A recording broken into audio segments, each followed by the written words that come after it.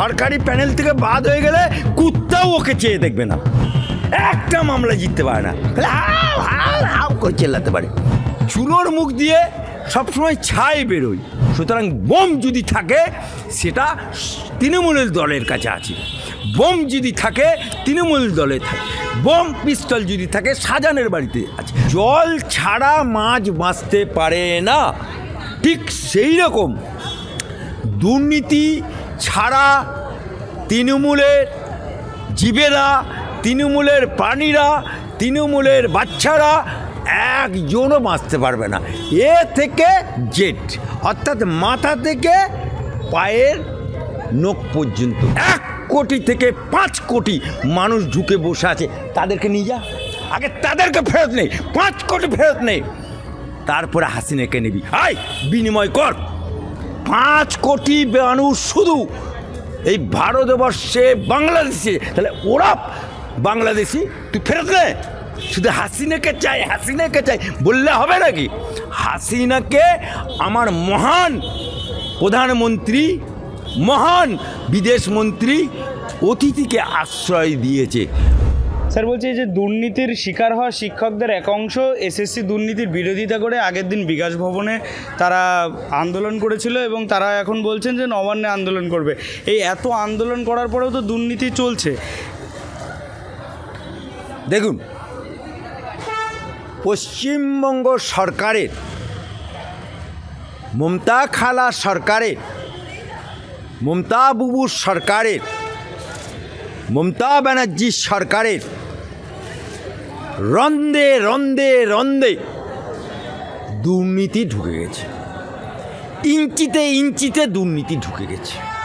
আপনি দেখুন, পঞ্চায়েতে চুরি তৃণমূলের, পঞ্চায়েত সমিতিতে চুরি তৃণমূলের, জেলা পরিষদের চুরি তৃণমূলের, খাদ্যের চুরি তৃণমূলের, এই জন্যে খাদ্যমন্ত্রী জেল খাটলো। শিক্ষায় দুর্নীতি চুরি, ওই জন্যে পার্থ চট্টোপাধ্যায় জেল খাটলো। শিক্ষায় দুর্নীতি, ওই জন্যে পার্থ চট্টোপাধ্যায়ের ঘনিষ্ঠ অপা জেল খাটলো। আজকে জল ছাড়া মাছ বাঁচতে পারে না, ঠিক সেই রকম দুর্নীতি ছাড়া তৃণমূলের জীবেরা, তৃণমূলের প্রাণীরা, তৃণমূলের বাচ্চারা একজনও বাঁচতে পারবে না। এ থেকে জেড, অর্থাৎ মাথা থেকে পায়ের নখ পর্যন্ত সবটাই চুরি। ভোট চুরি করবে কে? তৃণমূল। বোমাবাজি করবে কে? তৃণমূল। ভোট লুট করবে কে? তৃণমূল। ব্যালট লুট করবে কে? তৃণমূল। শিক্ষায় দুর্নীতি করবে কে? তৃণমূল। পরীক্ষায় দুর্নীতি, এসএসসি পরীক্ষায় দুর্নীতি করবে কে? তৃণমূল। অর্থাৎ ঠগ বাঁচতে বাঁচতে গা উজাড় হয়ে যাবে। সেই উকুনের জ্বালায় ন্যাড়া হলাম, যার জন্য মুড়াই মাথা সেই বলে ন্যাড়া মাথা। আজকে তৃণমূলের অবস্থা ন্যাড়া মাথার থেকেও অদম হয়ে গেছে। স্যার বলছে যে হাসিনাকে ফেরত পাঠানোর জন্য বাংলাদেশের তরফ থেকে চিঠি পাঠানো হয়েছে ভারত সরকারকে। ভারত সরকার কি আদৌ হাসিনাকে ফেরত পাঠাবে? আপনার কি মনে হয়? দেখুন, হাসিনা বাংলাদেশের প্রধানমন্ত্রী। হাসিনার বাপ ছিল বঙ্গবন্ধু মুজিবুর রহমান, অর্থাৎ বাংলাদেশের তাকে রূপকার বলা হয়। যখন পাকিস্তানের খান সেনারা এই বাংলাদেশি তাদেরকে মারতে মারতে মারতে তাদের বেউদের মেয়েদের ইজ্জত লুণ্ঠিত করছে, তখন আমার ভারতবর্ষের তৎকালীন প্রধানমন্ত্রী ইন্দিরা গান্ধী পারিপার্শ্বিক দেশ হিসাবে, পার্শ্ববর্তী দেশ হিসাবে, তখন ভারতের মিলিটারি দিয়ে ওই খান সেনাদের হাত থেকে আজাদ করেছিল, মুক্ত করেছিল। তাই আজকে বাংলাদেশ হয়েছে, তাই আজকে বাংলাদেশের ঝান্ডাটা উঠছে। সেই কারণে বঙ্গবন্ধু মুজিবুর রহমান আমার কলকাতার বুকে দাঁড়িয়ে আমার কলকাতার ব্রিগেড ময়দানে প্রাক্তন প্রধানমন্ত্রী ভারতের ইন্দিরা গান্ধীকে পাশে বসিয়ে কি বলেছিল যে এই যে খান সেনাদের কাছ থেকে আমাদের উদ্ধার করেছে এবং আজকে যে আমরা বাংলাদেশ একটা দেশ হিসেবে স্বীকৃতি পেলাম, আজকে যে আমাদের ঝান্ডাটা উঠছে, এটা ভারতের প্রধানমন্ত্রী, ভারতের জনগণ, ভারতের মিলিটারি যদি আমাদের সাহায্য না করত আমরা বিলীন হয়ে যেতাম। আমাদের মায়েদের বুবুদের ইজ্জত খান সেনাদের কাছে বিলীন হয়ে যেত। তাই আমরা ভারতবর্ষের প্রতিটা নাগরিকের কাছে এবং ভারতবর্ষের কাছে, ভারতবর্ষের প্রধানমন্ত্রীর কাছে, ভারতবর্ষের মিলিটারির কাছে চিরঋণী। এটা বঙ্গবন্ধু বলেছিল। সেই বঙ্গবন্ধুর কন্যা শেখ হাসিনা প্রধানমন্ত্রী থাকাকালীন ভারতবর্ষের সাথে কূটনৈতিকভাবে একটা পার্শ্ববর্তী দেশ হিসাবে সবসময় সুসম্পর্ক রেখে চলছিল।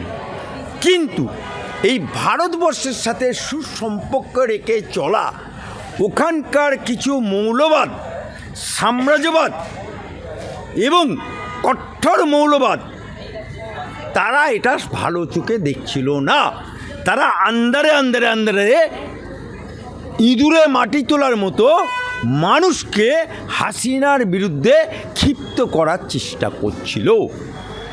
সেই ক্ষিপ্ত হওয়ার পরে ওখানকার জনগণ যখন গণ অভ্যুত্থান করলো, তখন এই হাসিনা বাবু বেরিয়াবাস্তার বেঁধে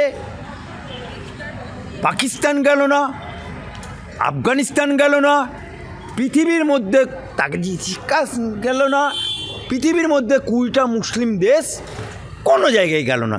সে ভারতবর্ষের সনাতনী প্রধানমন্ত্রী, যশস্বী প্রধানমন্ত্রী নরেন্দ্র মোদী, যিনি সবকা সাথ, সবকা বিকাশ, সবকা বিশ্বাস, তার কাছে এসে আশ্রয় নিল এবং আজও আশ্রয়ে আছে। কিন্তু আপনি যত মুসলিম দেশ আছে, এভরি দেশ, পাকিস্তান, আফগানিস্তান, কাজাকিস্তান থেকে আরম্ভ করে একটা দেশ, মুসলমান দেশ সুখে আছে, শান্তিতে আছে দেখাতে পারবেন? আই কলমায় কেলাল। কারণ ওরা নিজেদের মধ্যেই লড়াই, আন্দারে আন্দারে নিজেদের মধ্যে। আপনি দেখুন আমার বাংলাতেই তৃণমূলে মোচমানে লড়াই। কে? আরাবুল ভার্সেস শওকত মোল্লা, মোচমানে লড়াই। আবার হুমায়ুন ভার্সেস আরেকজন, আবার ইয়েতে মালদাতে মোচমানে লড়াই। তাই আজকে মমতার রাজ্যে মরছে মুসলমান, মারছে মুসলমান, জেল খাচ্ছে মুসলমান, ডিম খাচ্ছে দারোগাবাবু। সেই জায়গায় আজকে ভারতবর্ষ ব্যতীত সব রাজ্যে আন্তঃকলহে লিপ্ত। ইতিহাস বলছে যে বাংলাদেশে মুজিবুর রহমানকেও ফাঁসির মঞ্চে যেতে হয়েছে, যে বঙ্গবন্ধু তাকেও, এবং সেখানে মিলিটারি শাসন। আজকে যে অন্তর্বর্তীকালীন সরকার, ইউনূস সরকার, সেই সরকার আসলে কাঠপুতলি সরকার। ওর কিচ্ছু করার নেই। পেছনে চালাচ্ছে কে? মৌলবাদ, উগ্র মৌলবাদ। এই কারণেই যখন হাসিনা বাবু চলে আসছিল, তখন বলছিল ওদের একটি যুবতী মেয়ে, তাকে শিখিয়ে পুড়িয়ে রাস্তায় নামানো হয়েছিল।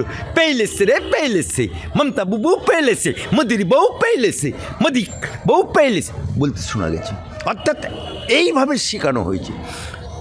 আজকে পুনরায় যাতে হাসিনা ওখানে ভোটের মাধ্যমে প্রধানমন্ত্রী না হতে পারে, তাই তড়িঘড়ি ওখানকার আদালতকে প্রভাবিত করে আজকে একটা রায় শুনিয়ে দিল। পাকিস্তানেও ভুট্টোর জেল হয়েছে, খালেদা জিয়ারও বাপের জেল হয়েছে। তা সুতরাং এটা হচ্ছে ইসলামিক যত কান্ট্রি আছে সবই এই কায়দাতে চলে। কিন্তু যে আদালত রায় দিয়েছে এবং যারা করিয়েছে ওদের একটা 4 ফুটিয়া মাল আছে, সে নাকি বলে মৌলবি মৌলানা, বলে কলকাতা দাখল কর ভাই না কত বাপের বেটা বেটা সবটাই দেখি কত বাপের বেটা। আর যারা রায় বার করেছে তাদেরকে বলছি এক বাপের বেটা হলে হয় আমরা বলে দিচ্ছি হ্যাঁ হাসিনাকে ফেরত দেবো হাসিনাকে। কিন্তু তোদের বাংলাদেশি যে এখানে 1 কোটি থেকে 5 কোটি মানুষ ঢুকে বসে আছে তাদেরকে নিয়ে যা, আগে তাদেরকে ফেরত নেই, 5 কোটি ফেরত নেই, তারপরে হাসিনাকে নিবি। আয় বিনিময় কর। 5 কোটি মানুষ শুধু এই ভারতবর্ষে বাংলাদেশে, তাহলে ওরা বাংলাদেশি তুই ফেরত নে। শুধু হাসিনাকে চাই হাসিনাকে চাই বললে হবে নাকি? হাসিনাকে আমার মহান প্রধানমন্ত্রী, মহান বিদেশ মন্ত্রী অতিথিকে আশ্রয় দিয়েছে। আর সনাতন ধর্মের কার্যকলাপ হচ্ছে অতিথি সেবায় নমঃ, অর্থাৎ অতিথি সেবা করা আমাদের সনাতনী ধর্মে শিখিয়েছে, তাই অতিথি সেবায় নমঃ। কিন্তু জবরদস্তি করলে যেতে পারবে না। কোনো মাইকেলাল যদি থাকে চল ইন্টারন্যাশনাল কোর্টে, দেখ কেমন লাগে। আর যদি ফেরত নিতে হয় তাহলে 5 কোটি বাংলাদেশি 1971 থেকে যত বাংলাদেশি আমার ভারতবর্ষে ঢুকেছে সবকে ফেরত নে। এসো দুধ কা দুধ পানি কা পানি হোক। স্যার বলছি আমার শেষ প্রশ্ন, যে কল্যাণ ব্যানার্জি রাজ্যপালের বিরুদ্ধে অভিযোগ করেছিলেন যে রাজ্যপালের ভবনে নাকি অনেক বোমা বারুদ গুলি লোকানো রয়েছে তৃণমূলকে শেষ করার জন্য। একজন সাংসদ হিসেবে তিনি রাজ্যের যে সাংবিধানিক কাঠামোর প্রধান তার বিরুদ্ধে এমন মন্তব্য করতে পারেন কি? দেখুন এই কল্যাণ ব্যানার্জি, তাকে শ্রীরামপুরের মানুষ সংসদ করে পাঠিয়েছে।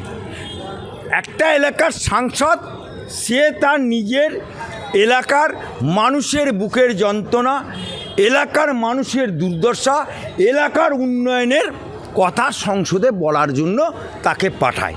কিন্তু এই সাংসদ, এই কল্যাণ ব্যানার্জি, সে আমার হাইকোর্টের উকিল, একটা মামলা জিততে পারে না, খালি হাও হাও হাও করে চেল্লাতে পারে। সরকারি প্যানেলে আছে বলে আজকে লক্ষ লক্ষ টাকা, জনগণের টাকা, সরকারি টাকা মানে জনগণের টাকা লুটে খাচ্ছে। সেই সাংসদ সংসদ ভবনে যে মাইনেটা পায় সেটাও জনগণের টাকা, সেখানে চুকি করতে পাঠিয়েছে সে সংসদ ভবনে চুকি। আবার এই সাংসদ আমার রাজভবনের সামনে ওদের অভিষেক ব্যানার্জি, সে একটা মঞ্চ বেঁধেছিল 144 ধারা থাকাকালীন, দিয়ে বলছে খিচ মেরা ফটো খিচ। এই সেই কল্যাণ ব্যানার্জি। এই কল্যাণ ব্যানার্জি দিল্লির বুকে সংসদ ভবনে প্রাক্তন রাজ্যপাল জগদীপ ধনকরের বিরুদ্ধে মিমিক্রি করছিল। সুতরাং চুলোর মুখ দিয়ে সবসময় ছাই বেরোয়। আমি বলছি নাট করো কল্যাণ ব্যানার্জি। পুজোর সময় মা কালীর কাছে, মা দুর্গার কাছে কেঁদে কেঁদে বলো, মা অনেক পাপ করেছি, আমার পাপ ধুয়ে দে, আমাকে ক্ষমা করে দে। তুমি যে রাজ্যপালকে কটূক্তি করছো, তোমার দলে বোমারু আছে, এই শওকত মোল্লা তোমার দলের এমএলএ। আমি বলছি না, মমতা ব্যানার্জি কী বলেছিল একটা প্রশাসনিক বোর্ড থেকে, কী বলেছিল? শওকত মোল্লা বলছে দিদি একটা জীবনতলায় বাস, হ্যাঁ শওকত বাস, তুই তো বোম মারিস। অর্থাৎ ও বোম মারে, ওর বাড়িতে বোম থাকে বলেই বোম। তাহলে স্ট্যাম্পটা মারল কে? মমতা ব্যানার্জি, চিফ মিনিস্টার, তার দলের এমএলএ। সুতরাং বোম যদি থাকে সেটা তৃণমূলের দলের কাছে আছে, বোম যদি থাকে তৃণমূল দলে থাকে। বোম পিস্তল যদি থাকে শাহজাহানের বাড়িতে আছে, বোম পিস্তল যদি থাকে কল্যাণ ব্যানার্জির বাড়িতে তদন্ত হোক, রাজভবনে তদন্ত হলেও ওর বাড়িতে তদন্ত, দুধকে দুধ পানিকে পানি হোক। পরবর্তীতে প্রমাণও হয়ে গেল যে রাজভবনে কোনো কিছু নেই, কথা আরে বললাম তো চুলোর মুখ দিয়ে ছাই বেরোয়, ভালো কথা বেরোয় নাকি?